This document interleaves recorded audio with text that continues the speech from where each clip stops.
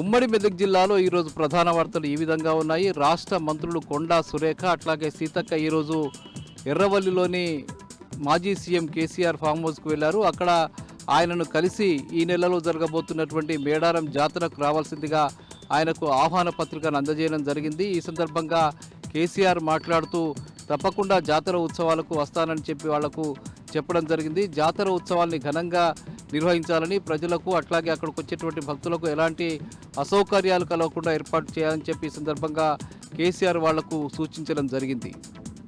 ఇక Siddipet CP S M Vijay Kumar ఐజీగా పదోన్నతి పొంది ఆయన బదిలీపై వెళ్తున్న నేపథ్యంలో ఈరోజు పెద్ద ఎత్తున సిద్దిపేట ప్రాంతానికి సంబంధించిన ప్రముఖులు, వివిధ వర్గాల వాళ్ళు ఆయనను కలిసి అభినందనలు తెలియజేశారు. గత 3 నెలల కాలంలో సిద్దిపేటలో ఆయన పనిచేసిన నేపథ్యంలో అనేక సంస్కరణలు తీసుకురావడం జరిగింది. ముఖ్యంగా పోలీసింగ్ని ప్రజలకు చేరువ చేయడం కోసం ఆయన ప్రశంసలు అందుకున్నాయి. ప్రతిరోజు ఆయన ప్రజలతో మమేకమై పనిచేసిన నేపథ్యంలో ఇక్కడ అనేక మంది సంస్కరణలు తీసుకురావడం జరిగింది. ముఖ్యంగా బెల్ట్ షాపులను మూసివేసే విషయంలో కానీ, డ్రంక్ అండ్ డ్రైవ్ విషయంలో ఆయన తీసుకున్నటువంటి చర్యల పట్ల ప్రశంసలు వచ్చాయి.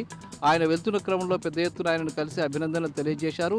ఈ సందర్భంగా ఆయన చివరి రోజున పోలీసులకు నిర్వహిస్తున్నటువంటి క్రికెట్ పోటీలు అట్లాగే వాలీబాల్ పోటీలను ఆయన ప్రారంభించడం జరిగింది. ఇక చేరియాల పెద్ద చెరువు సుందరీకరణకు పెద్ద ఎత్తున నిధులు మంజూరు చేసి సుందరీకరణ చేస్తున్న నేపథ్యంలో ఎమ్మెల్యే పల్లా రాజేశ్వరరెడ్డికి స్థానికంగా ఉన్నటువంటి బీఆర్ఎస్ పార్టీ నాయకులు, కార్యకర్తలు పెద్ద ఎత్తున అభినందనలు తెలియజేశారు. ఆయన చిత్రపటానికి పాలాభిషేకం చేశారు. ఇక చేరియాలలో ఈరోజు దేవాదాయ శాఖ అర్చకుల సదస్సు జరిగింది. ఈ సందర్భంగా సదస్సులో అర్చకులందరికీ సంబంధించిన సమస్యలపై చర్చించారు. ముఖ్యంగా వేతనాల విషయంలో కానీ, ఇతర సౌకర్యాల విషయంలో కానీ అర్చకులకు ప్రభుత్వం నుంచి ఇంకా అవసరమైనటువంటి సహకారం అందాలని చెప్పి వాళ్ళు పేర్కొనడం జరిగింది.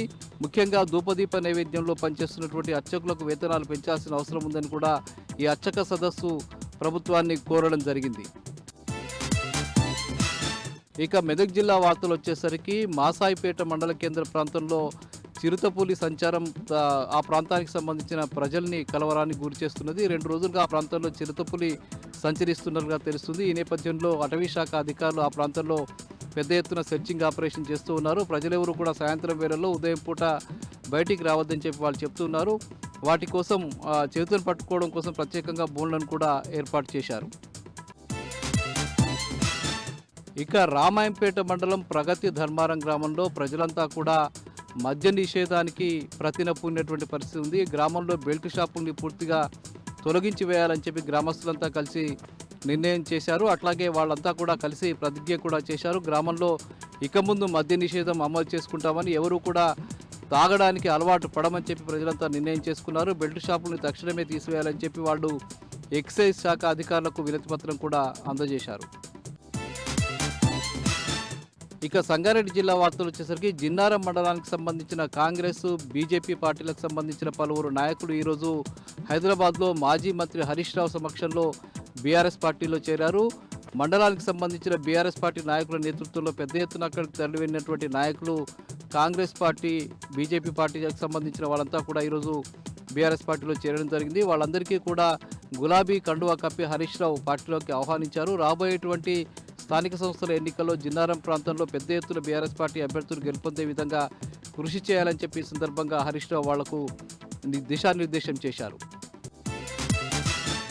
ఇక సంగారెడ్డిలో లూయిస్ బ్రెయిలీకి సంబంధించిన జయంతి ఉత్సవాలను ఘనంగా నిర్వహించారు. ఈ సందర్భంగా సంగారెడ్డిలో శ్రవణ గ్రంథాలయాన్ని ప్రారంభించారు. స్థానిక ఎమ్మెల్యే చింతా ప్రభాకర్ అట్లాగే జిల్లా కలెక్టర్ ప్రావీణ్య కలిసి ఈ గ్రంథాలయాన్ని ప్రారంభించడం జరిగింది. ఈ సందర్భంగా లూయిస్ బ్రెయిలీ ఏదైతే ఆ లిపి ప్రజలకు అందించారో అది మొత్తం విప్లవాత్మకమైనటువంటి మార్పు వచ్చిందని, దాని ద్వారా అంధులందరికీ కూడా గొప్ప విద్య అందేటువంటి అవకాశం వచ్చిందని చెప్పి వాళ్ళకి ఈ సందర్భంగా పేర్కొనడం జరిగింది. బ్రెయిలీకి సంబంధించిన జీవితాన్ని ప్రజలంతా కూడా ఆదర్శంగా తీసుకోవాలని చెప్పి ఈ సందర్భంగా చింతా ప్రభాకర్ పేర్కొన్నారు.